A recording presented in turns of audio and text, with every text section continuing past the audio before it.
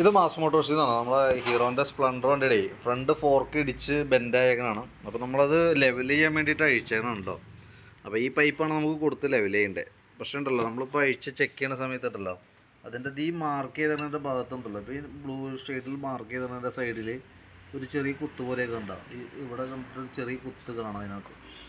അത് ട്യൂബിൻ്റെ കംപ്ലൈൻ്റ് ആയിട്ടാണ് കാണിച്ചു തുടങ്ങിയത് കേട്ടോ. കാരണം ഇപ്പം നിലവിൽ ലീക്ക് ഇല്ലെങ്കിലും തൊട്ടടുത്ത് തന്നെ നമുക്ക് ഫോർക്ക് ഓയിൽ ലീക്ക് വരാനുള്ള സാധ്യതയുണ്ട്. സമാന രീതി തന്നെയാണ് നമുക്ക് ഈ പൈപ്പിന് വന്നത് കേട്ടോ. തേമാനം കൊണ്ട് വന്നേക്കുന്ന കേസാണ്. ഈ ഫോർക്ക് പൈപ്പിൻ്റെ ആണെങ്കിൽ ഇവിടെയൊക്കെ തുരുമ്പായി തുടങ്ങിയിട്ടുണ്ട്. അപ്പോൾ ഈ ഫോർക്ക് പൈപ്പ് മാറ്റി ഇടുന്നതായിരിക്കും കേട്ടോ ബെറ്റർ. കാരണം എന്ന് വെച്ചാൽ ലെവൽ ചെയ്തിട്ട് അപ്പോൾ തൽക്കാലം ഓക്കെ ആയിരിക്കും, പ്രോബ്ലം ഇല്ല.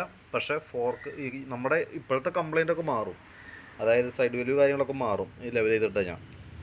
പക്ഷെ സംഭവിക്കാൻ പോകണമെന്താണെന്ന് വെച്ചാൽ ബാക്കിയത്തെ കേസൊക്കെ റെഡിയാവും. ഈ ഇത് കുറച്ച് കഴിയുമ്പോഴത്തേക്കും ആ ഇതിൻ്റെ പ്ലേറ്റിങ് കംപ്ലൈൻറ്റിലേക്ക് വരും. ഫോർക്കിൻ്റെ സൈഡ് ഓയിൽ ലീക്കായിട്ട് വരും. അപ്പോൾ അത് നമുക്ക് ഒഴിവാക്കണമെന്നുണ്ടെങ്കിൽ ഈ പൈപ്പ് രണ്ടെണ്ണം മാറ്റി പുതിയത് ഇടുന്നതായിരിക്കും ബെറ്റർ.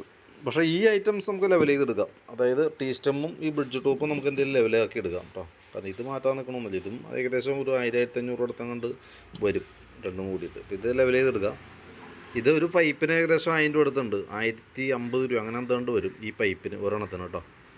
അപ്പോൾ ഒന്ന് കണ്ടതിന് ശേഷം നോക്കിയിട്ടൊന്ന് പറയാം. കാരണം എന്താ വെച്ച് കഴിഞ്ഞാൽ ഇപ്പോഴത്തെ കംപ്ലൈൻറ്റ് മാറണമെങ്കിൽ നമ്മൾ ലെവൽ ചെയ്താൽ ഓക്കെ കംപ്ലൈൻറ്റ് മാറും. പക്ഷെ പിന്നീട് ഇതിൻ്റെ സെയിം കംപ്ലൈൻറ്റ് എന്നല്ല, ഫോർക്ക് ഓയിൽ ലീക്കായിട്ട് നമ്മൾ കയറ്റി ഇതേ രീതിയിൽ തന്നെ നമ്മൾ അഴിച്ച് അതിൻ്റെ ഓയിൽ സീലും കാര്യങ്ങളും പൈപ്പടക്കം മാറ്റേണ്ട ഒരു സിറ്റുവേഷൻ വരും.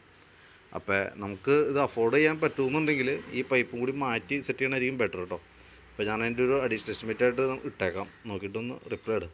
എന്നിട്ട് നമുക്ക് ലെയ്ത്തിലേക്ക് കൊടുക്കാം. ഇതെന്തെങ്കിലും കൊടുത്ത് വിടണം കേട്ടോ. ഇതെന്തെങ്കിലും ലെയ്ത്ത് കയറ്റണം. ഓക്കെ.